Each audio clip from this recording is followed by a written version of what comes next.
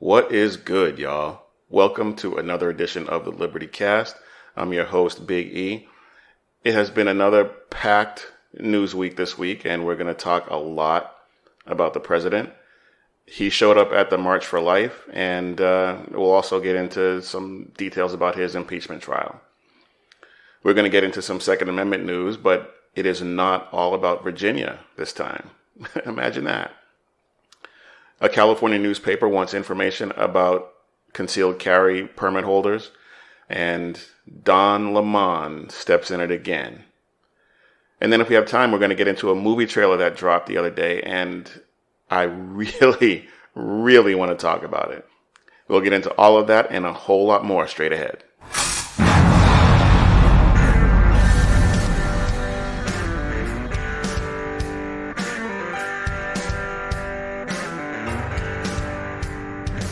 So back on January 24th, President Trump showed up at the March for Life. The very first March for Life was held on January 22nd, 1974. President Ford, President Carter, President Reagan, Bush, Clinton, Bush II, and Obama. None of them attended.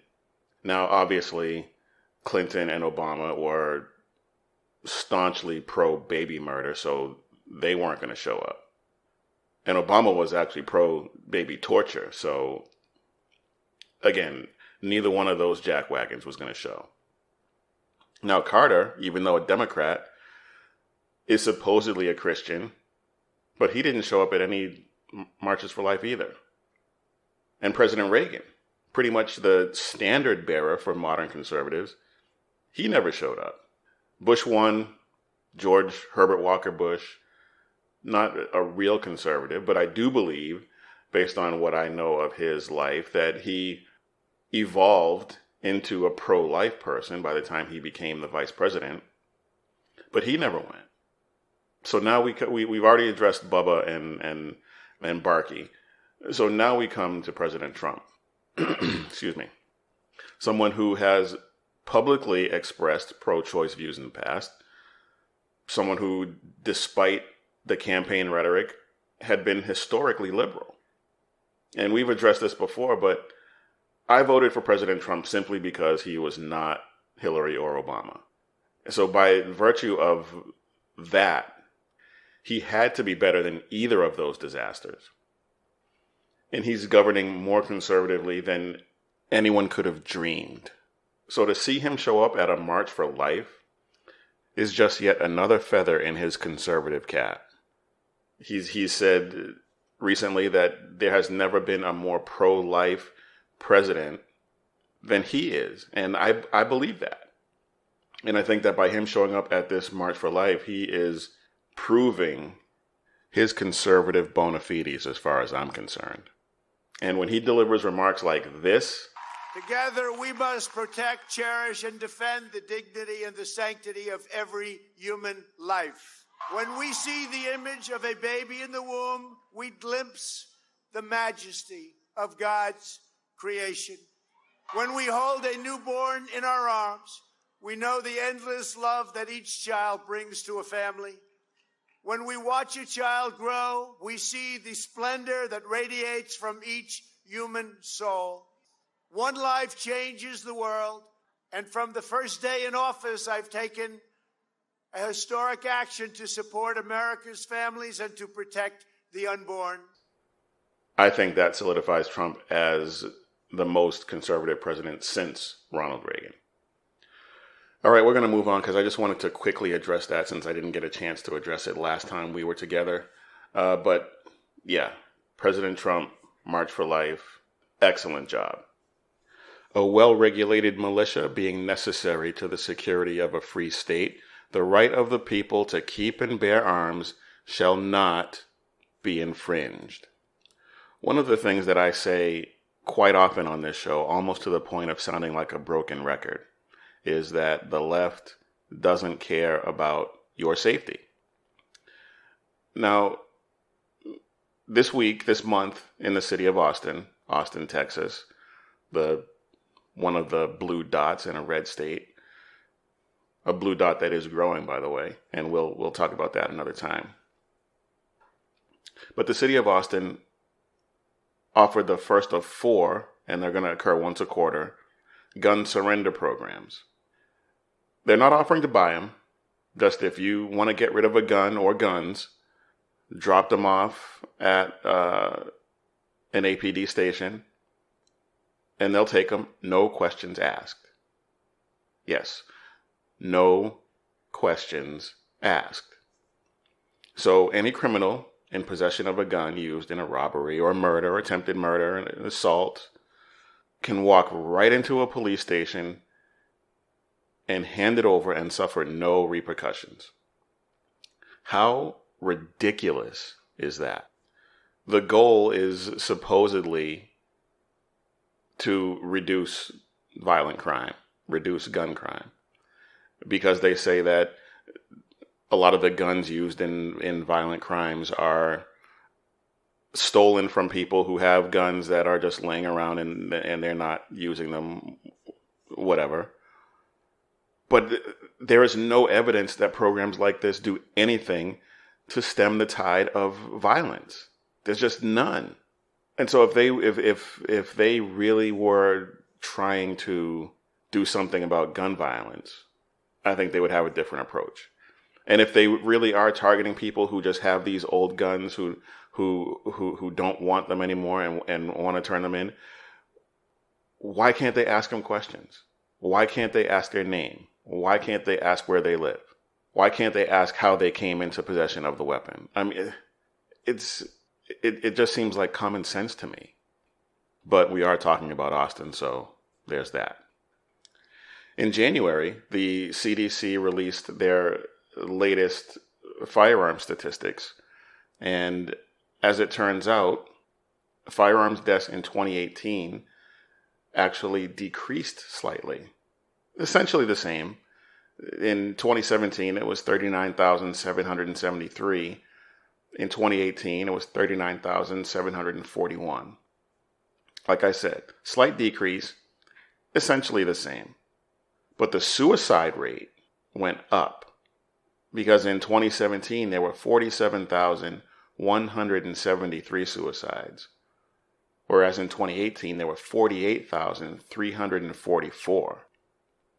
In 2017, just under, we'll call it 60% of all firearm-related deaths were suicides. Now, with the uptick in suicides in 2018 and the number of gun-related deaths going down slightly, it's now at 61% of all gun deaths were suicides. This is just more evidence that they are not at all interested in your safety. If they were, they would be trying to prevent suicides with the same vigor with which they're trying to take your AR-15 away. An AR-15 which is used in less than 1% of all homicides. I mean, it's obvious. It is plainly obvious to anyone paying the slightest bit of attention. It's not about your safety. It's about their ability to control you. Period. Now, in California, where they have some of the most draconian, restrictive gun laws, Sutter County Sheriff Brandon Barnes was forced to turn over information about his county's concealed carry licensees to the San Francisco Chronicle because they filed a Freedom of Information Act request, a FOIA request. Initially, the sheriff declined, as he should, but was told by the county attorneys that he kind of didn't have a choice. So he turned over the concealed carry permit holders' permit numbers, the names, and the dates of issue and expiration of those permits. Now, after he was forced to comply with this ridiculous request, he then took it a step further and decided to let the people know that their information was now in the hands of the San Francisco Chronicle. He went on to post a copy of the letter he was sending to them on Facebook, and I'll put a link to it on the website so you can see for yourself what it is he sent or is sending to these permit holders. And I think that was a good call, but the Chronicle somehow didn't see it that way. Here is how the editor-in-chief, Audrey Cooper, responded. Quote, I am deeply disturbed by how some sheriffs have handled a routine request for public information from a respected and established news outlet. As a result, they have put our journalists in personal danger for their own political gain. It is a journalist's job to investigate trends, and we do not intend on publishing personal information of private citizens. Unfortunately, the sheriff sought to play up distrust in media when it became clear that they cannot deny access to public information. So ridiculous. Because the letter didn't identify the name of the reporter that asked for the information. So if he doesn't identify the name of the reporter, how is he putting that person's life in danger? But then that poses another question. Suppose they had gotten this information without a FOIA request. Suppose they had somehow managed to pay somebody to get him that information and then published it. I know she's saying that they're not planning on publishing it. I don't buy that for a second. But if you think requesting this information, and the only reason to request it is to publish it, let's just be honest about that. Something the media has a very hard time doing, but we're all adults here, right? So if you think publishing the information will put your journalists, or if you think asking for this information will put your journalists in danger, why do it? And what makes you think that the people who are affected by this will set about doing them harm? If you were doing your job and really investigated trends, you would understand that gun owners statistically commit crimes at a far lower rate than even police officers do. So on what are you basing this ridiculous assertion that somebody's lives are in danger? If anyone's lives are in danger, it will be the people whose information you're going to publish. We saw this happen in New York. One of the papers in New York, I forget which one now, published the addresses of people who own guns. And guess what happened? Those homes were targeted by burglars. Why do you think that is? And whose lives were put in danger then? The reporters? No. It was the lives of the people whose homes were targeted by the irresponsible media for publishing their addresses and that they had guns on the premises. The sheriff did absolutely nothing wrong. I think the sheriff did the absolute right thing by letting these people know. And if he gained some esteem in the eyes of his constituents, so be it. But I don't think the motive that she's ascribing to this sheriff is accurate. And I think that the reason the request was made in the first place had to do with the paper's political leanings. Because they will always accuse you of doing what they are doing. Every single time. All right, I have one last bit of Second Amendment news that I want to get to, but we will do that on the other side of this break.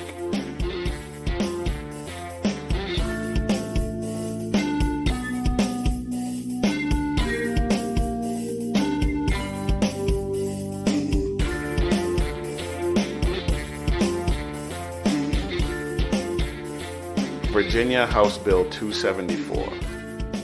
Oh, you thought we were going to get away with not talking about Virginia at all. No. Virginia is still on the march for trying to take your guns away. But House Bill 274, and Virginia is claiming that, the lawmakers in Virginia are claiming that these gun control measures are meant to improve public safety.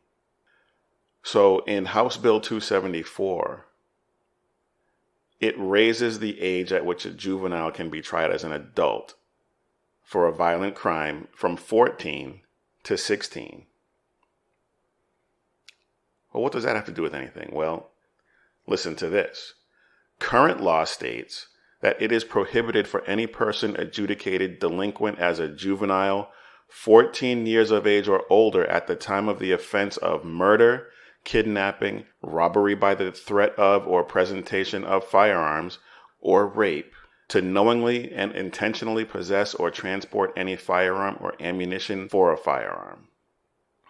Again, what have I been saying? It has nothing to do with your safety. Because if a 15-year-old is convicted of assault or murder or rape or kidnapping, they can legally buy a firearm as an adult if this goes through. This is utter madness. What is wrong with these people? Whose safety is enhanced by this?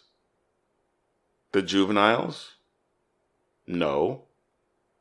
Their potential victims, which is the entire population? No. I can't even understand who actually would benefit from this in any way. On the surface, the easy answer is obviously a 14 or 15-year-old who commits one of these violent acts.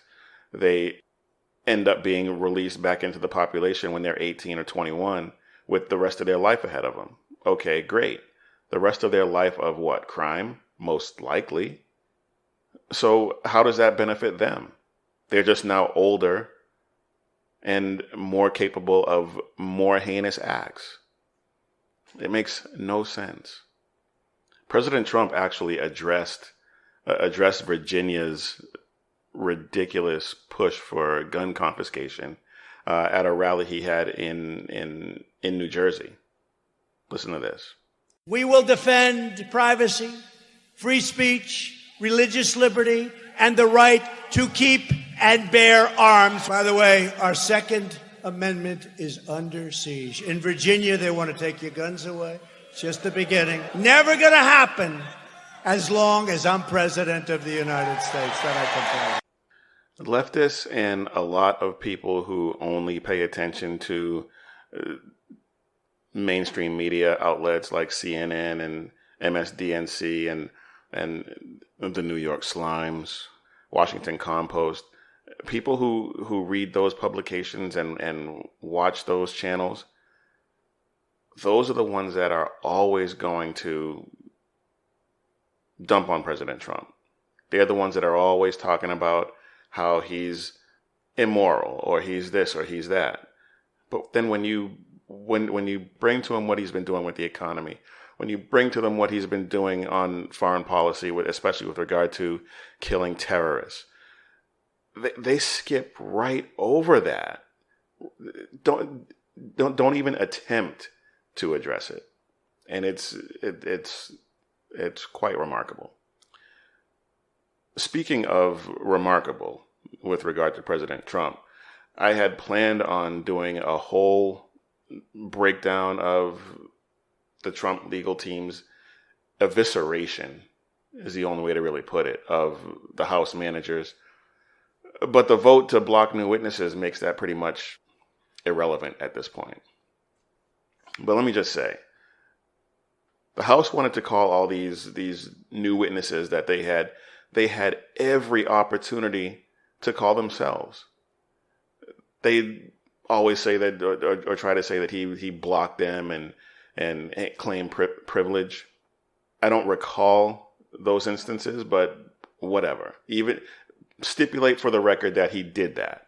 They could have gone to court to get that squashed so that they could get the witnesses that they wanted. But they didn't do that because they rushed the process, because they knew that they were running out of time. But did they really think that their case was so airtight that they didn't have to call every witness? Because apparently the 18 that they did call was not enough? Yes, it was 18. Don't believe the number that the press is reporting. And I even heard Tucker Carlson and some other people, some other conservatives report the number as 17. It wasn't 17. It was 18. The one that they don't want to acknowledge is the ICIG, the Intelligence Community Inspector General Michael Atkinson, because his testimony destroys their entire case. But they're not going to release it to the public, claiming that it's classified. But Trump's legal team and senators with the clearance didn't even get a copy of the transcript of his testimony. This coming week, the Senate is going to vote. I believe they're going to vote on Wednesday on whether or not to convict or acquit the president. He's going to be acquitted. But do not make the mistake of thinking that this is going to be the end of it. They've already said that they'll file new articles and they will start a new investigation and subpoena Bolton and Mulvaney and all the other witnesses that they claim they needed to hear from in the Senate trial. But that's not how it works. That's not how any of this works. They're claiming that the president is blocking, or that the Republicans are blocking the testimony of witnesses in the Senate, but they're not. They're following the same set of rules that govern Bill Clinton's impeachment. And yes, there were witnesses heard from in the Senate trial. The difference between the Clinton impeachment and this is that those witnesses that testified in Clinton's trial had already testified in front of the House. And for the ones that hadn't, they had already been interviewed by the independent counsel investigators. They weren't new witnesses. The left right now wants new witnesses. That's not how this works. Because what they're basically saying is they wrote these articles without the full story. Because if what you heard in the House was not enough, why did you draw up articles of impeachment? You're admitting that you rushed the process. You're admitting that you didn't have all the facts. That was your job in this impeachment inquiry, was to gather all of the facts, draw up the articles, and present them to the Senate. In the impeachment inquiry, that was you had one job. And now you're saying that you didn't do it. So you think the Senate is going to do your job for you? No. But the longer they drag this out, the more likely it becomes that President Trump will get reelected. I'm not willing to say that it's a foregone conclusion just yet. I'm pessimistic that way because anything can happen. The left can pull some ridiculous rabbit out of their butts at any point in time and derail his reelection campaign. It could happen. I don't think it will, but I don't want to be complacent. Having said that, though, his polling numbers are looking very, very nice. He's at 50% right now, according to Rasmussen, and he's polling at 42% approval among black voters. Now, if Trump gets even half of that, if Trump gets 21% of the black vote, his reelection is all but assured. In 2016, he got 8% of the black vote. If he doubles that or more than doubles that, the Democrats, the leftists, have zero shot. Now, on social media, as I alluded to this before, on social media, people just refuse to acknowledge the job that President Trump has done. I engage with a lot of these people. They dismiss the economic numbers. They dismiss the unemployment numbers. They focus on his personality and his penchant for stretching the truth. And I readily acknowledge that he does that. He's a showman. And yes, he has a massive, massive ego. I don't think it's probably bigger than some previous presidents, but I don't think you get to be president of the United States without a very, very healthy ego. But as I said, he's a showman and he exaggerates a lot. But not about anything of any real consequence. Not like this.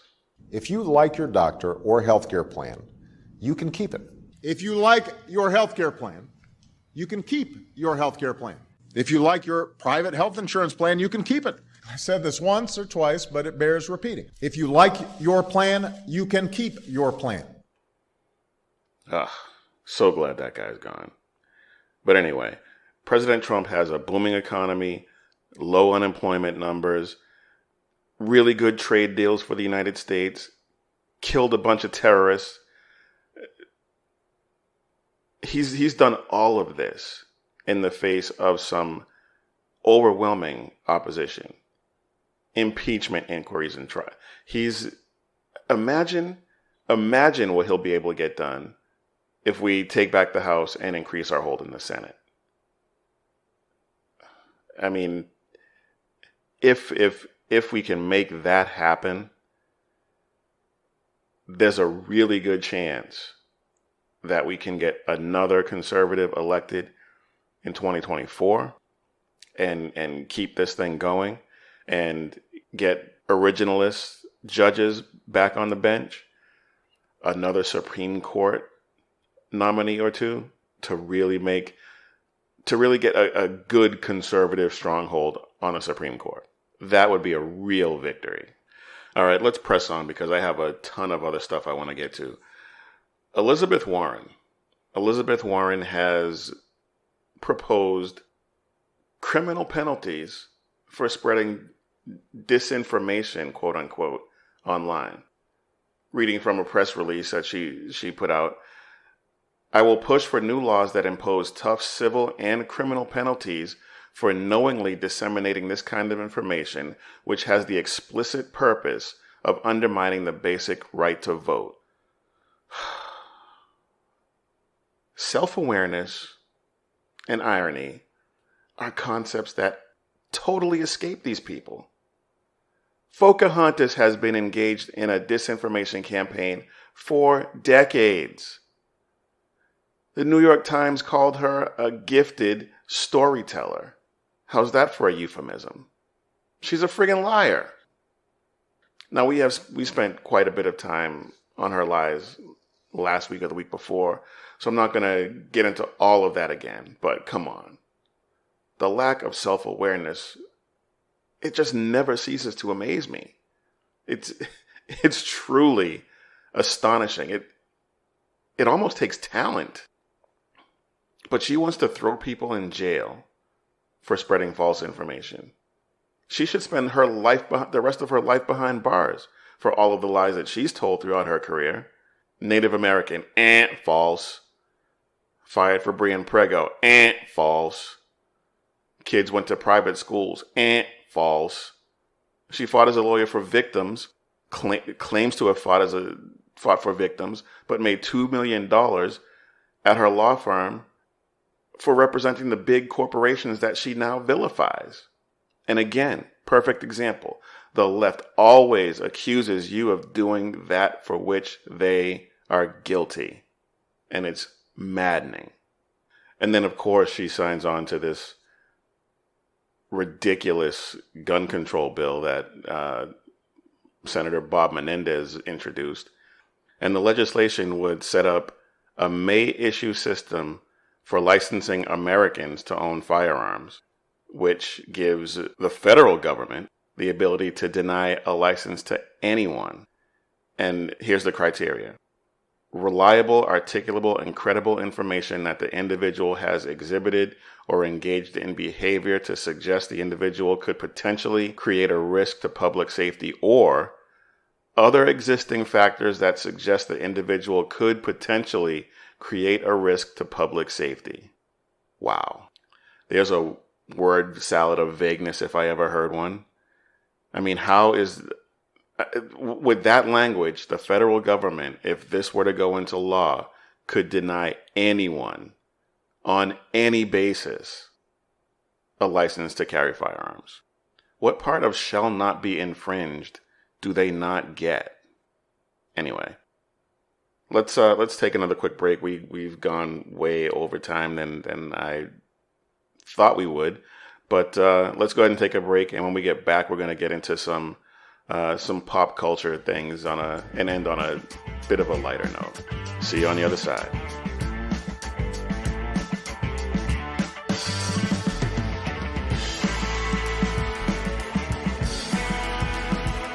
I know I said we'd end on a lighter note, and I promise that we will, but I just want to address this really quickly. I'm actually surprised that I didn't get banned from Facebook or Twitter for posting the piece that I wrote for the Liberty Cast on Kobe Bryant and his death. I did get a few people lash out at me, but it was because I basically said, let's pump the brakes on venerating this guy as a hero. He had been credibly accused of rape by a young woman, I believe was a teenager at the time. I think she was 19. Now, again, he was never convicted of the crime because he had enough money and was famous enough to have the resources to make it go away. His lawyer read his apology letter in court. We all know that if you, me, or Joe Shit the Ragman had done to a woman what Kobe did to this girl, we would have done some serious time, maybe even still be in prison. But he got off scot-free. The terms of the settlement have not been disclosed. I haven't heard, and frankly, don't care. If he set this woman and her family up as millionaires and they never have to work again, it's still not enough. It doesn't clear his ledger. Because think about it. Even if she is a millionaire, she still had to live with seeing him praised and living his life in the spotlight as a superstar. And she can't talk about him or what he did to her. It's madness. And the more I heard how much they were fawning over him in death, the more infuriated I got. Now, his daughter also perished, and that is extremely sad. I feel for his family, his wife, their surviving children, because they suffered a devastating loss. None of them are ever going to be the same. And their youngest is just 7 months old. So she'll never know him, but the baby may have it worst of all when it's all said and done. But that aside, despite my utter contempt for him as a person and my indifference to him as a player, I do have sympathy for his wife and his children, his mother, father, extended family, all of them, as well as the 7 other victims. Alyssa Altobelli and Peyton Chester, who were Gianna Bryant's teammates, their parents, John and Kerry Altobelli and Sarah Chester, Christina Mauser, who was their basketball coach, and the pilot, Ara Zabayan. They and their families deserve as much sympathy as Kobe and his daughter and their family. Their families are mourning their loss just as much. But the problem is that their families and friends don't have the platform from which they can share their grief the way the Bryant and his friends like Shaquille O'Neal and the rest of them can share theirs. And that's sad. Okay, let's plow through these next few stories because I want to make sure I get them all in. First, Don Lemon. Not only was he hysterically laughing at the jokes his guests were making at the expense of 63 million plus Americans, and his belly laughs egging them on to continue the joke that was not very funny. But his apology was no apology at all. And one final note that I have for you, because this is personally important to me to address this, okay? Ask anyone who knows me. They'll tell you, I don't believe in belittling people, belittling anyone for who they are, for what they believe, or where they're from. During an interview on Saturday night, one of my guests said something that made me laugh. And while in the moment, I found that joke humorous. And I didn't catch everything that was said. Just to make this perfectly clear, I was laughing at the joke and not at any group of people. Wow. Okay. Hey, genius. You were laughing at the joke. The joke was about a group of people. So your explanation, it makes absolutely no sense. And it wasn't even an apology. I'm sorry you were. It wasn't even I'm sorry you were if you were offended. because the words "I'm sorry" never came out of his mouth in any context. You heard it. He pretty much said, if you are offended, you're proving the truth of the joke that you're an idiot. Victim blaming. Something only the left can get away with. And if you watch the video, he actually looks incensed that he even has to address it. Because you know his bosses made him do that. Nothing in him told him he should apologize. But here's the other thing. He doesn't believe in belittling people. He realizes that the things he says every night are recorded, right? And this is for anyone who may be taken aback by my comments. I want to be very clear here. I don't really care if you are. And for all of you who over the last few years have uttered that tired, lazy, uninformed, uneducated, ignorant response of calling me and others who point out racist behavior racists, you know what you can go do? I can't say that, but you can go read a book, a history book, because you might learn that people from some of those shithole countries were slaves who were brought here by force to help build this country, and then start your learning process from there. And as we say in the South, and you know what this means, bless your heart.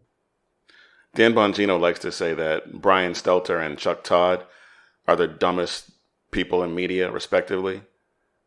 Brian Stelter being the dumbest. I've said for a long time that Don Lemon should be on that group, if not leading the pack. I mean, right along with Fredo Cuomo, for that matter. I mean, they're both of them. My goodness, all of them, absolute morons. But anyway, Donnie, non-apology, not accepted. Speaking of dumb people, it's time for another episode of The Adventures of the Galactically Stupid! Now, this segment is usually a quick hit before we get you out of here, but there is so much to unpack that I need to spend a little more time with it. Not a whole lot, because Galactically Stupid barely even covers it.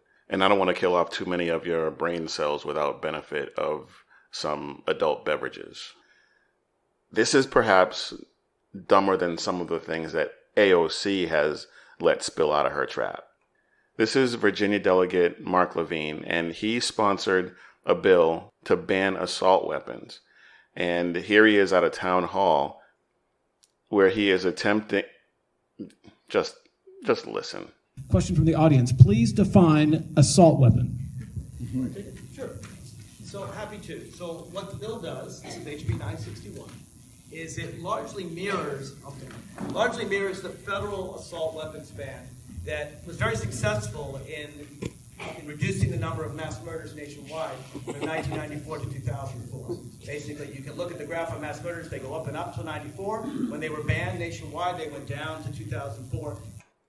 So he never defines what an assault weapon is, because he can't, because it doesn't exist. But then he goes on to spout some ridiculous false information about the assault weapon ban bill. In 1994, and the left loves to do this, in 1994, the violent crime rate was already going down. It just so happened to coincide with the implementation of this ridiculous assault weapons ban. Oh, but it gets better. And so what the bill does is it distinguishes basically the difference between guns that go like this. These are rifles. You use them to shoot an animal, and you can shoot very precisely with a rifle an animal. These are the guns that hunters use. They go like this, and you look down the barrel, and you can shoot very precisely. You can have a scope. Those are the kinds of things that hunters like to use. Mass shooters don't like things that go like this, because what that means is someone can hit the rifle butt against their head. Deer don't do this. Elk don't do this. But humans trying to save their lives do this. It's very hard to shoot a lot of people fast that way. So the mass shooters use guns that go like this. All right? Pistol grips, things like that. And guns that go like this are wildly inaccurate. That's why hunters don't like them. You need to watch the video to get a full understanding of how he's demonstrating how the difference between a hunter and a mass shooter. I mean, the stupid is just unbelievable. I mean, this guy clearly has no idea. I don't think this guy has ever even fired a gun, frankly. He's that uninformed. But wait, there's more! The best weapons for self-defense in your home are a shotgun. What's a shotgun? A shotgun's very powerful. You shoot a shotgun, and it shoots some 40 pellets out, and if someone's coming to approach you and they face the end of a shotgun, they're in big trouble. What you just said is one of the most insanely idiotic things I have ever heard. At no point in your rambling, incoherent response were you even close to anything that could be considered a rational thought. Everyone in this room is now dumber for having listened to it. I mean, seriously. 40 pellets from a shotgun shell? Anyway, these are the people that are writing laws that infringe on your rights. We cannot let that happen. All right, y'all. One last thing before we get you out of here, because, and I know we've run a lot longer than we normally do, but I have to mention this. Now, if you're not a fan of the Fast and Furious franchise, I apologize in advance, but I'm about to geek out big time. So as I was preparing the show, I saw on one of my feeds that the trailer for Fast 9 dropped. Seems more like a Super Bowl trailer, but whatevs. I'm actually glad it dropped because I've been invited to a Super Bowl watch party. I'm probably not going to go. We've talked about how I don't watch the NFL, but anyway. But this trailer was insane. The Fast and Furious franchise is nuts. They do some of the most ridiculous things in the movies, completely unrealistic. And if you can't let that go in favor of your suspension of disbelief, then you're not going to enjoy them. And I completely understand why. But to me, they're essentially comic book movies at this point. And we all know how I feel about those. But anyway, the trailer has some ridiculous stunts, physics-defying card tricks, everything you expect. But the oh shit moment at the end of the trailer, when Han walks in with his bag of chips. Now, if you're familiar with the franchise, you know just how big this is. And the fact that they revealed that in a trailer, I can only imagine what the movie's actually going to be like. Hashtag justice for Han. How they're going to explain it, timelines, whatever, I don't care. Han's back. What? You heard it here first. Fast 9 is going to make $1 billion. Because Han is back. Yes, $1 billion. I'm calling it right now. And Han, The Rock, Luke Evans' character, John Cena, if the pattern of these movies holds, and he comes back for the 10th installment, sign me up. I am all in. All right. Anyway, that is our show. I apologize if you did not appreciate my geeking out about the Fast and Furious, but like I said, whatevs. And I know you're not used to hearing me bloviate for this long, but thank you for sticking with it. If you did like what you heard, please go to your favorite podcast platform, check us out. If we're not there, hit us up and we will try and rectify that situation.